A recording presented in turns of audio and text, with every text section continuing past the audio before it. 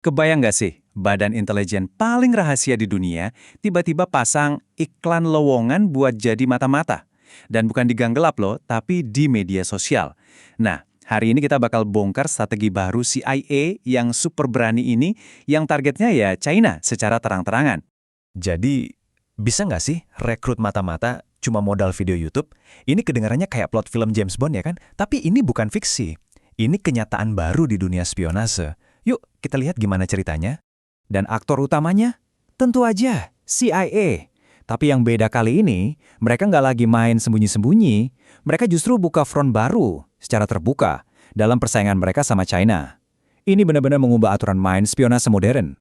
Oke, kita masuk ke bagian pertama. Ini bukan lagi soal operasi intelijen biasa ya. Kita ngomongin soal pergeseran fundamental. Cara perang rahasia dimainkan di era digital ini udah beda banget. Nah, ini dia poin kuncinya.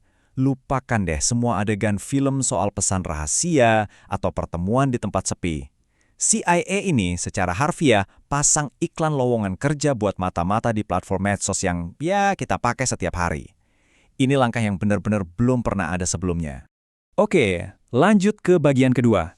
Jadi kayak apa sih iklan lowongan dari CIA ini? Ini bukan sekedar ajakan ayo gabung loh. Ini sebuah narasi, sebuah cerita soal ketidakpuasan yang dirancang dengan sangat-sangat teliti. Caranya bener-bener nggak main-main. CIA ini bikin video-video yang kualitasnya kayak film, pakai bahasa Mandarin. Dan videonya tuh nggak asal-asalan ya. Mereka sengaja bikin supaya bisa nyentuh target-target spesifik, kayak perwira militer atau anggota partai yang lagi kecewa sama keadaan. Coba dengerin deh pesannya. Kekuasaan mereka dibangun di atas kebohongan yang tak terhitung jumlahnya. Wow, kutipan ini langsung dari video rekrutmen mereka nunjukin banget pendekatan psikologisnya. Jadi mereka nggak nawarin duit atau jabatan, tapi justru mainin hati nurani dan idealisme orang-orang yang mungkin udah mulai goyah. Oke, bagian ketiga. Udah ada iklannya, terus gimana cara ngelamarnya? Nah, ini dia. Sebuah tawaran kan percuma kalau nggak ada cara buat merespons. Jadi CIA nggak cuma bikin video, mereka juga nyiapin semacam kotak pos digital lengkap dengan panduan teknis yang super spesifik biar komunikasinya aman. Tapi kan ada pertanyaan paling penting. Gimana caranya ngontak CIA dari negara dengan tembok api raksasa kayak China? Pengawasan cybernya kan ketat banget. Gimana caranya ambil risiko segede ini tanpa ketahuan? Tenang, CIA ternyata udah mikirin jawabannya.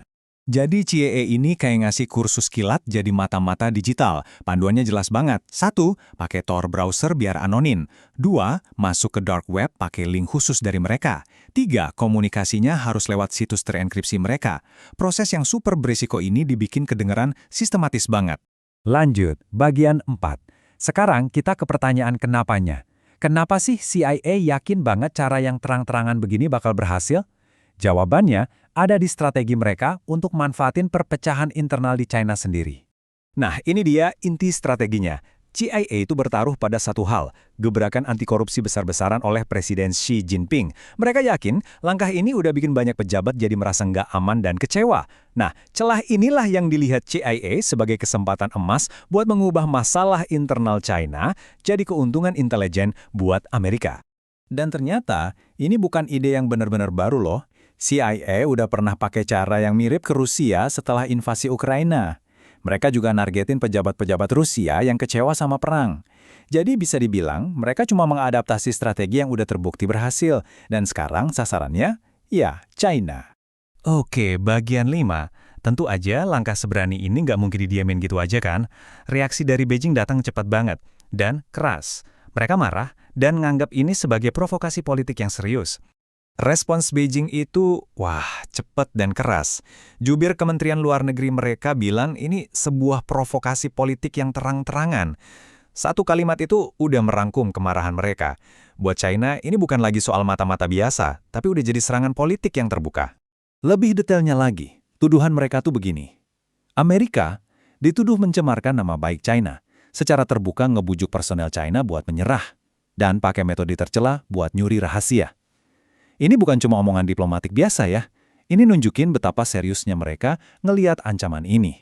Tapi penting buat kita ingat ya, kampanye ini tuh bukan kejadian yang tiba-tiba muncul. Ini adalah eskalasi terbaru dari perang bayangan yang udah lama banget terjadi antara dua negara ini. Mulai dari tuduhan serangan siber sampai hukuman mati buat mata-mata, ketegangan intelijen antara Amerika dan China ini, ya, terus memanas. Nah, ini semua akhirnya membawa kita ke satu pertanyaan besar. Di era media sosial ini, apa perang spionase yang tadinya sembunyi-sembunyi, sekarang jadi terang-terangan? Apa yang kita lihat ini mungkin lebih dari sekedar kampanye rekrutmen. Bisa jadi, ini adalah momen di mana perang bayangan selamanya keluar dari gelap dan masuk ke panggung dunia. Terus apa artinya ini buat masa depan dunia intelijen? Jawabannya mungkin sedang kita saksikan terungkap sekarang.